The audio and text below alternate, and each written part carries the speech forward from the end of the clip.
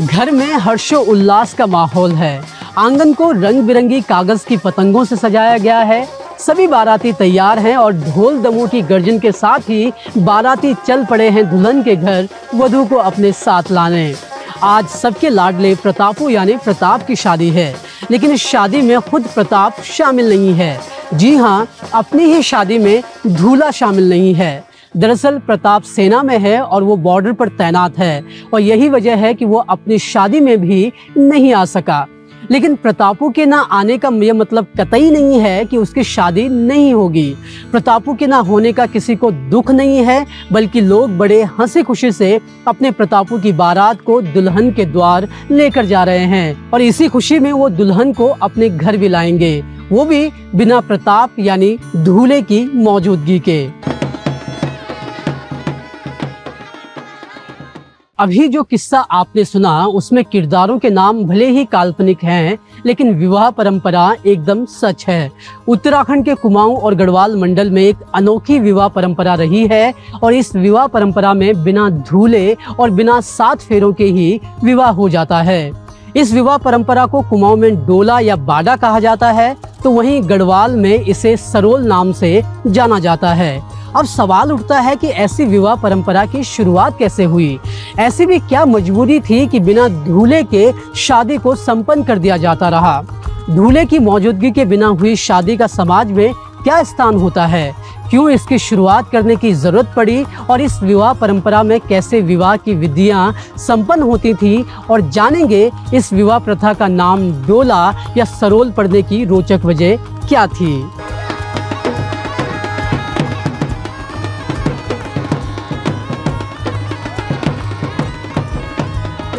आज बिना दूल्हे की बारात की बात करना भले ही बचकाना लगे, लेकिन हिमाचल, उत्तराखंड और यहाँ तक कि राजस्थान में भी इस तरह के विवाह काफी प्रचलन में थे। राजस्थान के राजे रजवाड़ों के जमाने में इस तरह के विवाह काफी प्रचलित थे। यहाँ ऐसे विवाह को खांडा विवाह कहा जाता था। दरअसल राजा महाराजाओं के वक्त पर अचानक ही शुरू हुए युद्ध के चलते राजपूत नौजवानों को युद्ध भूमि पर जाना पड़ता था।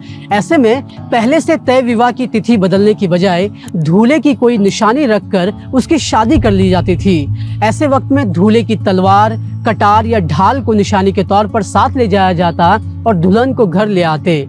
संभव है कि राजस्थान से जब यहाँ के लोग पहाड़ों की तरफ आए तो अपने साथ वो इस परंपरा को भी लेकर चले होंगे। हम आपको ये भी बताएंगे कि इस विवाह को सरोल या डोला विवाह क्यों कहा जाता है, लेकिन पहले आपको बताते हैं कि पहाड़ में ये विवाह किस तरह हुआ करते थे। पुराने लोग बताते हैं कि पहले जमाने में एक दूसरे को पसंद करने का कोई रिवाज नहीं था। माँ बाप को जो लड़की पसंद आ जाती उसी से लड़के की शादी करवा दी जाती। अक्सर शादियाँ 12 से 13 वर्ष की उम्र में ही हो जाती थी। पुराने जमाने में अक्सर इस उम्र में लड़के नौकरी के जुगाड़ में जुट जाते। घर का बेटा कहीं दिहाड़ी मजदूरी करने चला जाता, कोई डंडी कंडी के काम में लग जाता। इस दौरान अगर माँ बाप को कोई लड़की पसंद आ गई तो वो लड़के के घर आने का इंतजार नहीं करते, शादी की सारी रस्मों को निभा लिया जाता और फिर चिट्ठी के जरिए लड़के को बता दिया जाता कि उसका विवाह हो चुका है।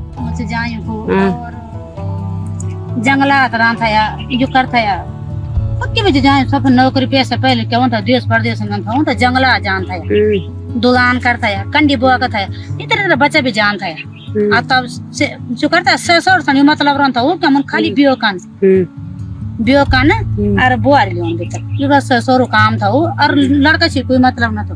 तय तिथि को वर पक्ष के सगे संबंधी दूल्हे के बिना बारात लिए वधु पक्ष के घर उसके प्रतिनिधि के रूप में जाया करते थे।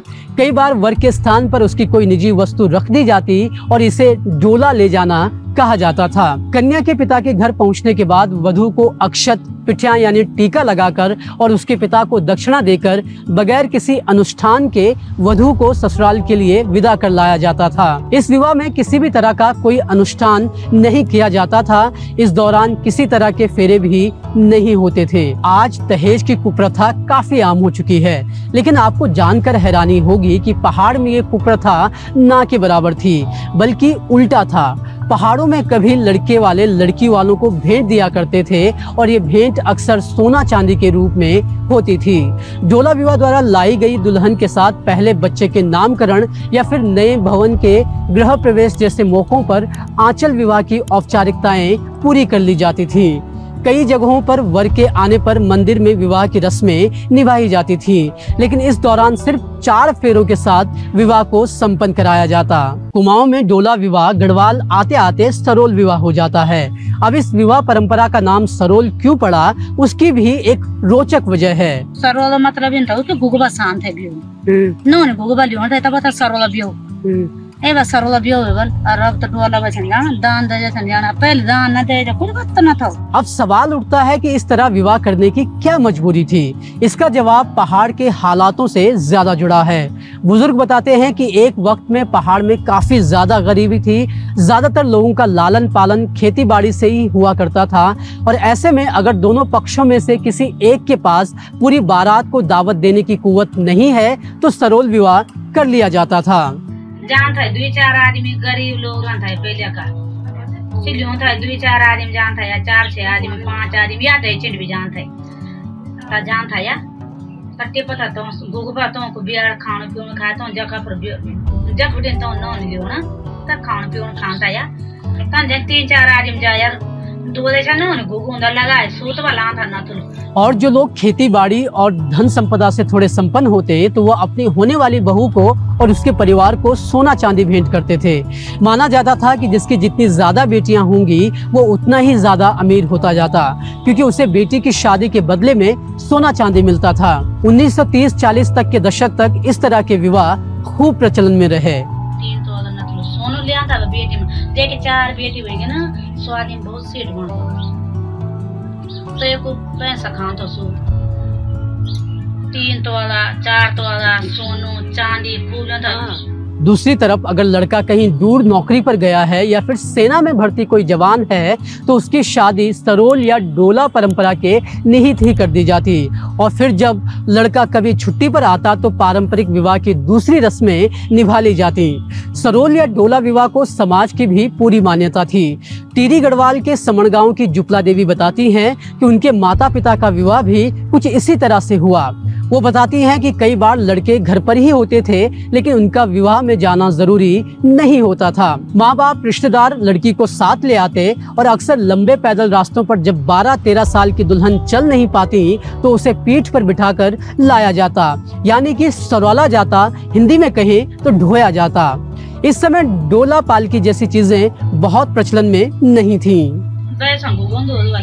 होता ना गोगवा बदवा था भी होता भगवान ने तेरे नौने बार बढ़ते यार मैं बेबा बार बढ़ते थे अब ठीक बिया डूम के यार बहुत है बिरुआ गांव का बिरुआ गएन वाला लियाइन वाला बोले 2-4 छोरो बोले वो जगह लेकर मसाल बात लेकर मरते आ दवा था कुल खाम तर पर 15 वर्ष बा मैं बाबा 12 वर्ष है भाई कोई 9 वर्ष की कोई 7 वर्ष की लियो था तबल बोझवाई बाजवाई बना बोले सर बुआ ले गए बुआ ले। कुछ पुराने लोग ये भी बताते हैं कि बिन दूल्हे का विवाह तब भी किया जाता जब अपनी ही जाति में कोई कन्या नहीं मिल पाती। उच्च कुलीन राजपूत और वैश्य इस विवाह प्रथा का इस्तेमाल किया करते थे। इस दौरान अगर कोई अपनी ही जाति में कम श्रेष्ठ मानी जाने वाली जाति में विवाह करता तो उसे समाज से बेदखल कर दिया जाता। लेकिन अगर यही विवाह सरोल या डोला विवाह परंपरा से हुआ तो शादी को समाज की पूरी मान्यता मिलती थी। पहाड़ में आज भी कई ऐसी विवाह परंपराएं हैं जो देश और दुनिया के दूसरे विवाह रस्मों से काफी अलग है।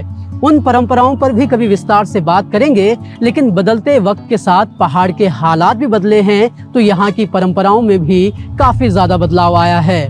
अब सरोल या डोला विवाह पहाड़ में प्रचलन में नहीं है, लेकिन पहाड़ की ये परंपराएं अक्सर इंसान की मजबूरियों और जरूरतों को पूरा करने के लिए तैयार की गई थी। और एक ऐसी ही परंपरा आज हमारे पहाड़ों में मानी और जानी जाती है, जिसमें सैदों को नचाया जाता है। सर्वधर्म समभाव का संदेश देने वाली ये प्रथा क्या है, क्यों इस प्रथा में मुसलमान को नचाया जाता है, पूरी डिटेल जानिए हमारी इस रिपोर्ट में। हमारी कोशिश आप तक पहाड़ को उसके शुद्ध स्वरूप में पहुंचाना है। अगर आपको हमारा कंटेंट पसंद आए तो लाइक, शेयर और सब्सक्राइब करना ना भूलें। धन्यवाद।